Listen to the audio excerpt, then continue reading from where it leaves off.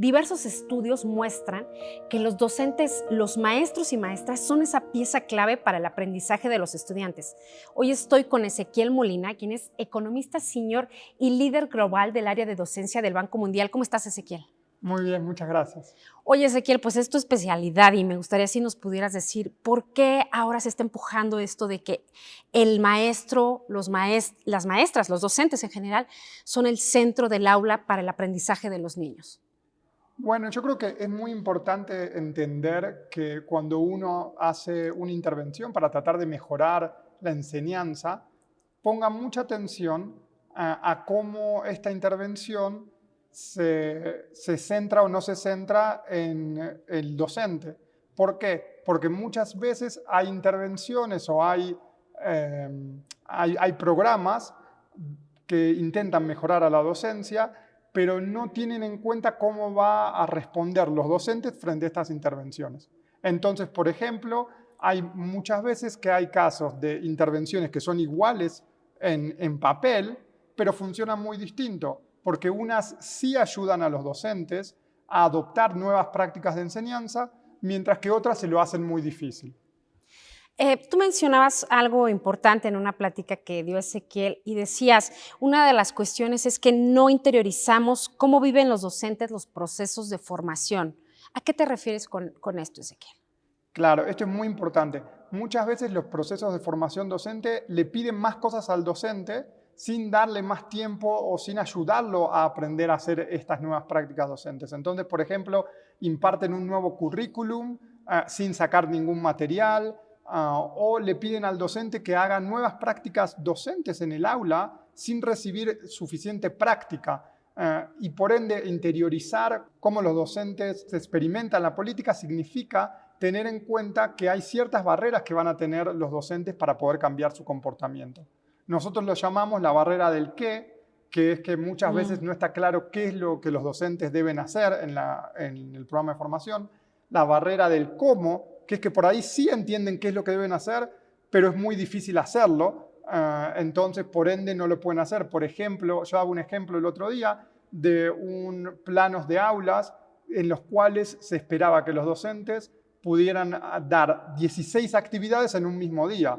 Ante eso, los docentes, muchos no pueden hacer eso y por ende no adoptan estas nuevas prácticas docentes. Y por última tenemos la barrera del por qué, que es cuando el docente no está claro para el docente por qué debería hacer esto. Porque muchas veces estos programas de formación cambian de un año a otro o no está claro que ayuden a los estudiantes a aprender más. Entonces, en esos casos, los docentes no tienen muchos incentivos a adoptar estas nuevas prácticas. Oye, y qué interesante esto que dices, ¿no? Porque claro, les pueden decir, bueno, necesitamos que le dediquen más tiempo a los alumnos, claro, pero si no está dentro de su horario, o sea, son barreras que ellos van teniendo. Ahora, nos platicabas de estas barreras. ¿Cuál sería la solución? Para finalizar, si nos puedes compartir brevemente, sé que no ha de haber una receta mágica, ¿verdad? Pero alguna de las cosas que podrían ser como camino para mejorar esta situación, ¿cuáles serían? Sin duda es muy importante focalizarte en pensar cómo generar programas de formación que resuelven estas barreras. El caso de Colombia, que tiene un programa de formación para la lectura temprana, el caso de Perú, que tiene un programa de acompañamiento, y la manera que los hacen estos programas, cómo resuelven esas barreras, es primero darles un mensaje muy claro a los docentes de qué se espera que hagan distinto al día después de la formación. Segundo es darles mucha práctica sobre lo que tienen que hacer. Porque si solo les dicen qué tienen que hacer, pero no les dan práctica de cómo hacerlo, va a ser muy difícil para ellos implementarlo en la práctica. Muchas veces estos se materializan en planes de aula estructurados, que son guías para el profesor que le dicen qué actividades puede hacer, cuándo hacerlas y le dan opciones. Y por último, también en los programas tienen en cuenta la motivación intrínseca de los docentes. Entonces, por ende, yo también contaba un programa en el cual, luego de una semana de que el docente estaba utilizando este programa, ya veía aprendizaje de los alumnos. Ya veía que los alumnos podían empezar a hacer algo que antes no podían hacer. Y eso es muy motivante para los docentes porque ven que realmente están funcionando estas prácticas docentes.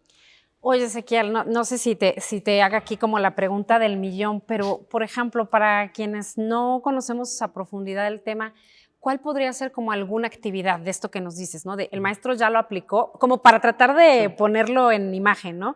El maestro ya lo aplicó y a la semana vio este resultado, ¿no? O a lo mejor al mes, 3 meses, porque es gradual, ¿no? Me imagino también. Por ejemplo, una de las cosas es cuando los niños están empezando a leer, hay que pensar qué letras les enseñamos primero. Un programa de formación muy exitoso lo que hizo fue, en vez de empezar por A, B, C, D, como muchas veces se empieza a aprender las letras, empezaba por las letras que más usamos. Entonces le enseñaban la letra M y la letra A. Entonces, en las primeras clases. Entonces, ya en una semana podían escribir mamá y podían leer mamá. Y entonces eso era muy motivante porque como estaban utilizando esas letras y podían que después le enseñaban otra letra y podían hacer toda una oración con muy pocas letras. Pero eso ya los estudiantes se motivaban y los docentes se motivaban de que eso que nunca había pasado antes, ahora estaba pasando luego de una semana de implementado el programa. Entonces son ese tipo de cosas que lo hacen concreto para los docentes y para los estudiantes de ver cuál es la mejora. Muy bien, pues muchas gracias, Ezequiel, por esto que nos compartes. Gracias por acompañarnos. Muchas gracias. Yo soy Jessica Bermo, comunicadora del Banco Mundial. Hasta luego.